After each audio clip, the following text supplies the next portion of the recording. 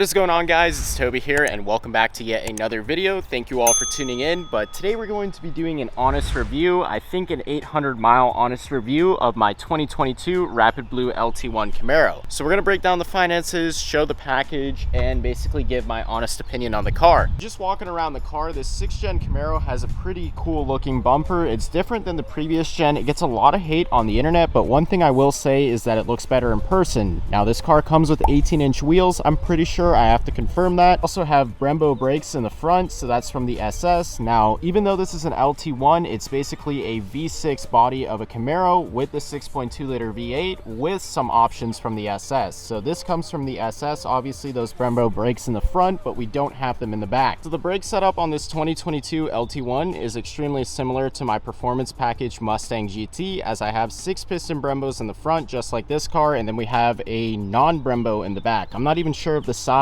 but yeah, the only downfall I have with this car are the Goodyear Eagles that come with this car. So they're run season all flats, and I tried to take it to the track and I could not even hook up on a 2000 RPM launch. I mean, it really doesn't help that these tire setups is a 245 all around, so you have these really skinny Prius tires from the factory, and basically it doesn't help. Don't mind that burnout rubber all over the rear bumper. We only have about 800 miles on this car.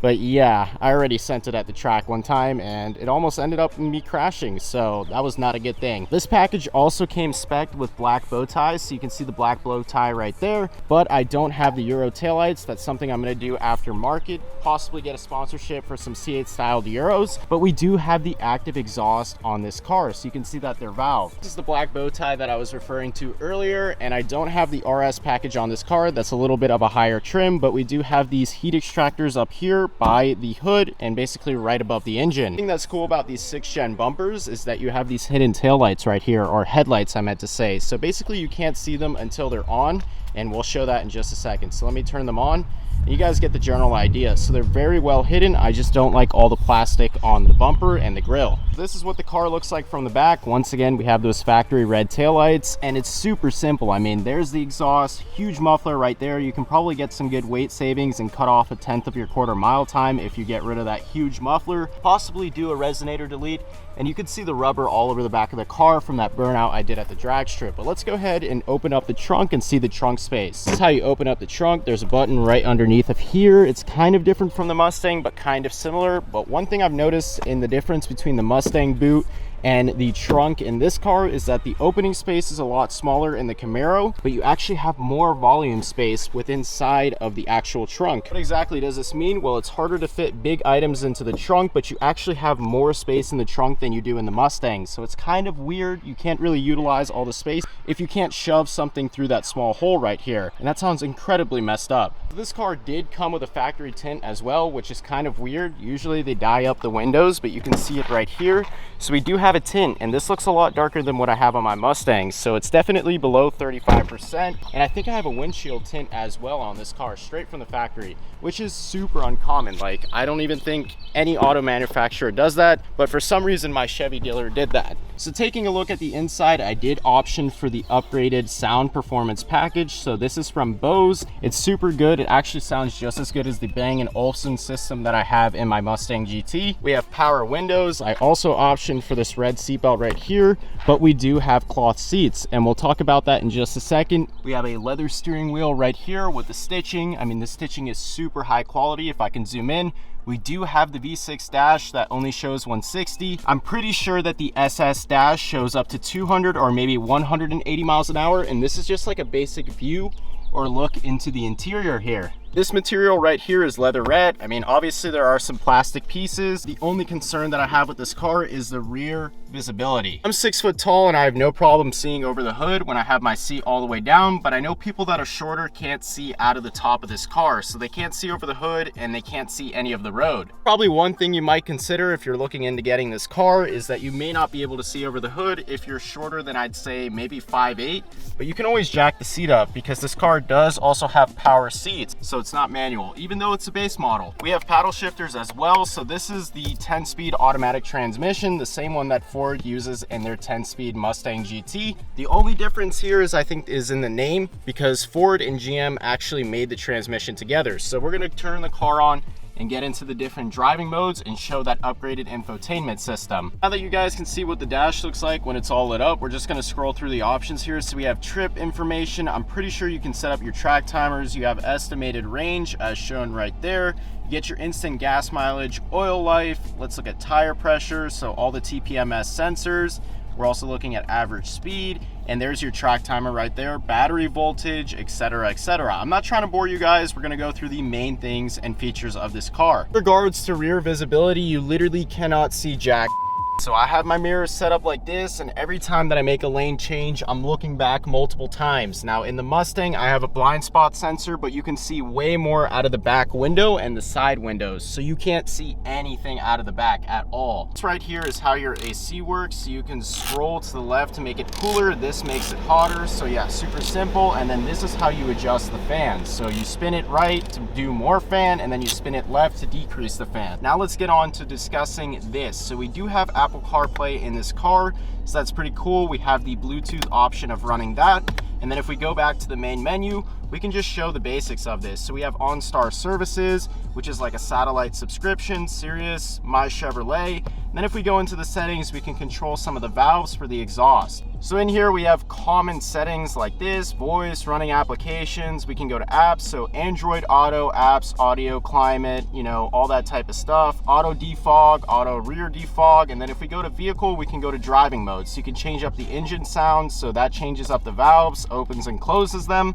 And then if you go to steering, you can change between sport and tour. Unlike the 2SS and the 1SS that may come with higher packages, you cannot change up this LED color. So that lights up white at night and it stays white. You can't change anything about it. Now the 2SS has a bunch of like LED options inside of here, and that's something that you miss out on. I guess if you're looking to buy this car for your teen, you can actually turn on the teen driving mode, which limits power and all that type of stuff, keeps on the traction control. You do also have a valet mode, so you enter a pin and then you keep it there. So basically that just limits power once again, like the teen driving mode, to make sure that the valet people aren't going crazy with your car. As far as the back seat goes, it's completely useless. You have less room in here than the Mustang GT, so you can't really fit anybody back there unless they're like a freaking infant and they're tiny, so completely forget that. So what I think we're going to do is do a little bit of a test drive and do some talking while I'm driving and basically continue the review. So we're going to get driving now, and I'm going to hook up my GoPro so you guys can see me talk and drive at the same time. So I think one of the immediate questions that we need to talk about here is whether or not this car is comfortable for you to daily drive. So it makes 450 foot-pound of torque from the factory and 455 crank horsepower,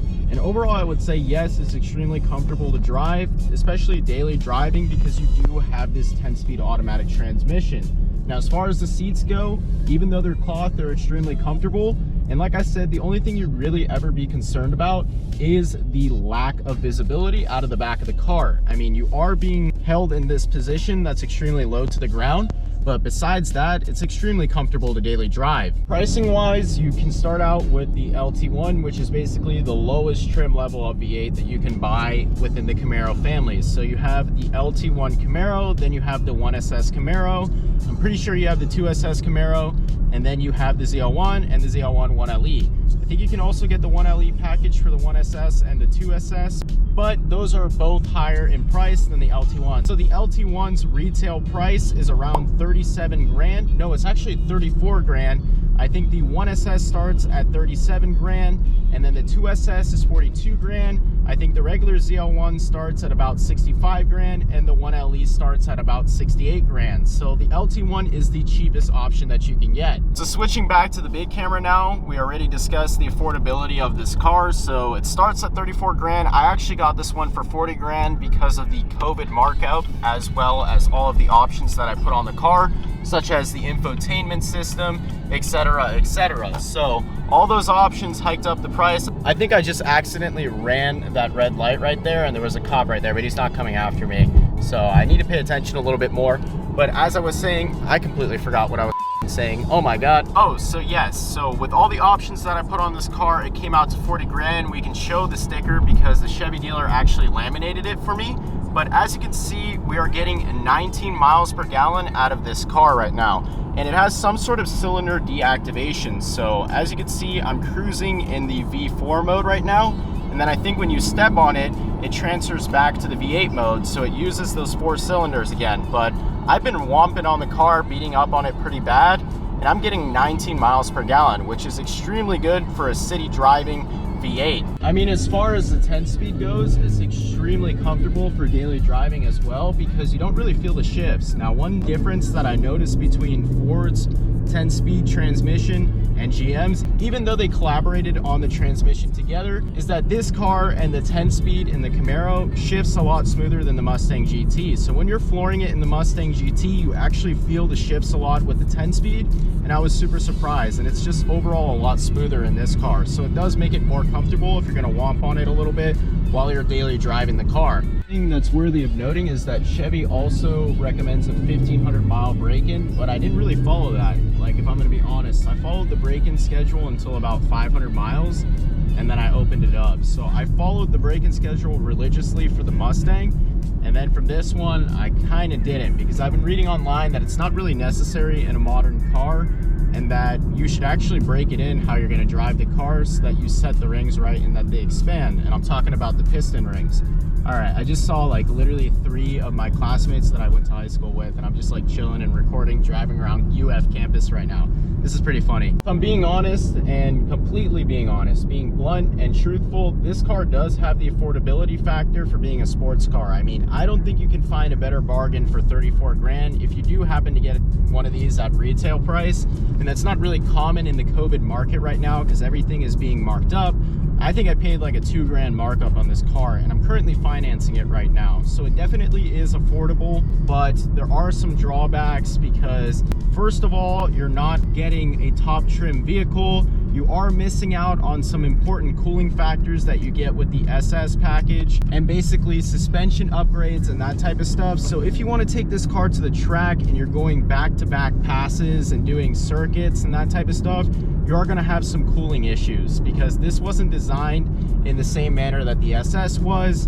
So it's not really suited for circuit and back-to-back passes at the track. But one major advantage of going with this car, just to contrast the disadvantage and compare, is that it's super light with the basic interior that it has. So this car is weighing in at about 3,600 pounds. The 2SS, which is fully loaded, is weighing in at about 3,800 pounds, if I recall correctly. So we're gonna have to confirm that with Chevy.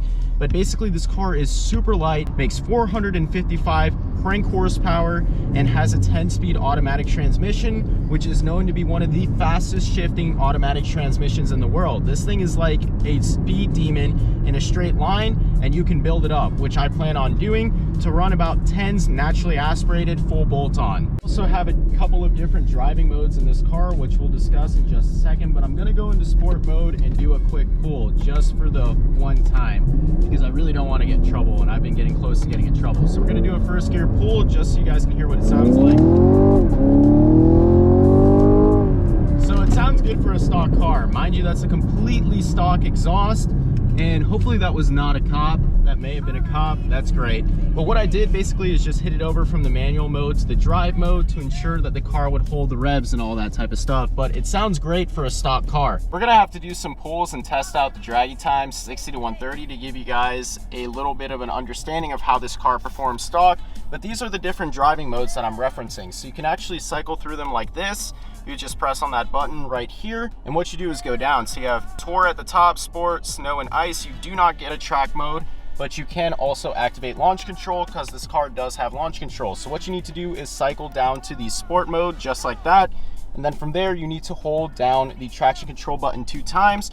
So I'm pressing it 2 times, and then it'll engage this competitive mode, which means you're ready to do a launch. So what you do from there is hold down your foot on the brake all the way down. Like you have to press down with maximum pressure, and then you hold your foot on the gas and it'll hold it at 2,000 RPMs and you're set to launch. So here's the window sticker that I'm talking about. As you can see, the city gas mileage is 16, highway is 26. I've been doing a mix, a little bit of both as of like the past couple of days.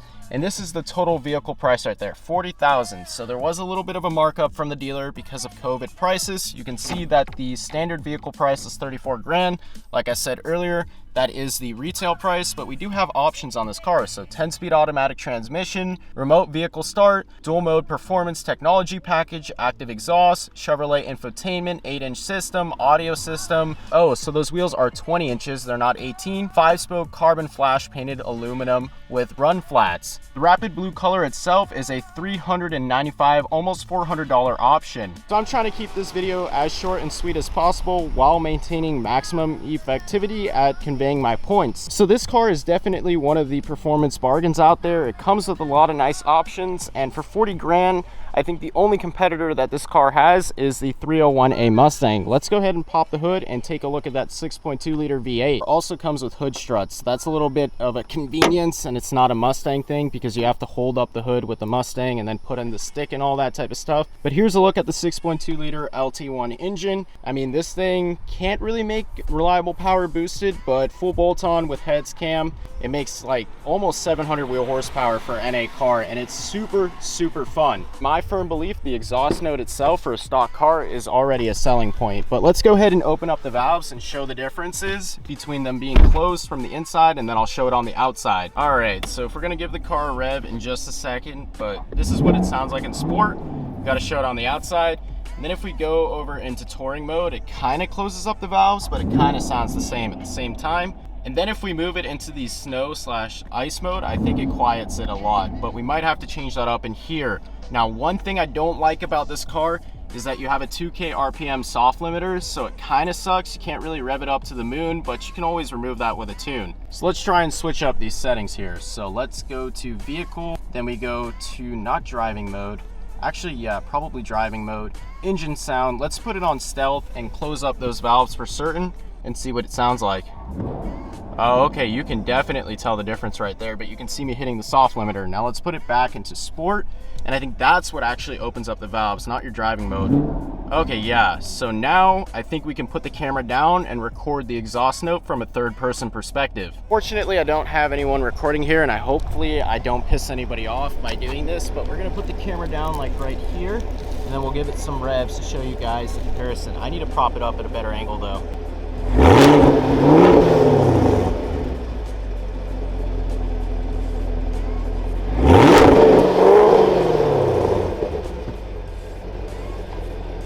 That gives you the general idea of what it sounds like with the valves open and closed. I mean, the Mustang is a lot louder, but it does have performance long tube headers with cats, so I mean, you can't really compare the two. I'm sure this thing would scream if it had a similar setup.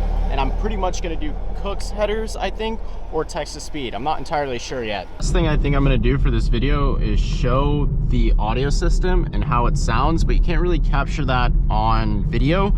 And I'm gonna bite the bullet and possibly get a ticket from the Mexican police out here in Tijuana. I'm gonna do one pull and show you guys how much this thing picks up for a stock car, because I think that's an important part of the review. If we're reviewing a performance sports car, I think we need to at least give it one full send. This right here would be the Tijuana on-ramp that we're gonna use to do some road testing out here. So I'm gonna drop the first, floor it.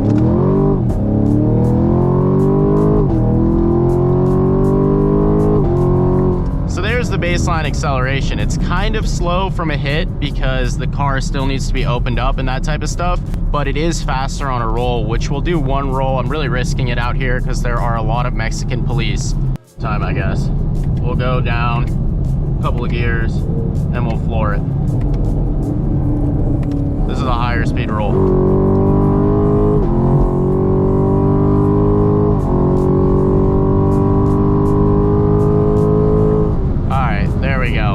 You guys got one good rip out of that. I am not risking it more than that. So it's not too bad for a stock car. It definitely has some pickup to it. It's like mad decent, you know? Definitely quicker than the Mustang GT, because I did race one in Mexico as well, and I pulled a little bit on a 10-speed stock one. Thankfully, the Mexican police didn't catch on to me. That was kind of risky. I wasn't even using Waze or anything or that type of stuff, or I don't even have a radar detector in here, but I was just going crazy on the car, right? And I was getting like I think 21 mpg on my instant mpg. It says 0 because I'm stopped right now, but yeah, it was doing pretty well for going wide open throttle. And I mean, this car sounds great. Like, you guys can hear it in the exhaust clips. Every single shift is like It just sounds so good. I think it sounds way better than a stock Mustang GT, if I'm gonna be honest. Now, Sally with the exhaust and her header setup and the Whipple, obviously it sounds better, but stock for stock, this car sounds better. One thing I forgot to mention is this car does have a crazy stock burble, so listen to this. Like, this is factory. If you get it to like 3K RPMs, it won't let me do it. I gotta do that again. Right now we can actually try it, but the sun's glaring. You guys hear that? It like burbles a little bit. You guys get the idea. So for the last portion of this video, as promised, I am gonna play some Apple CarPlay with a no copyright sound, so you guys can hear what this sounds like. If you believe it's true,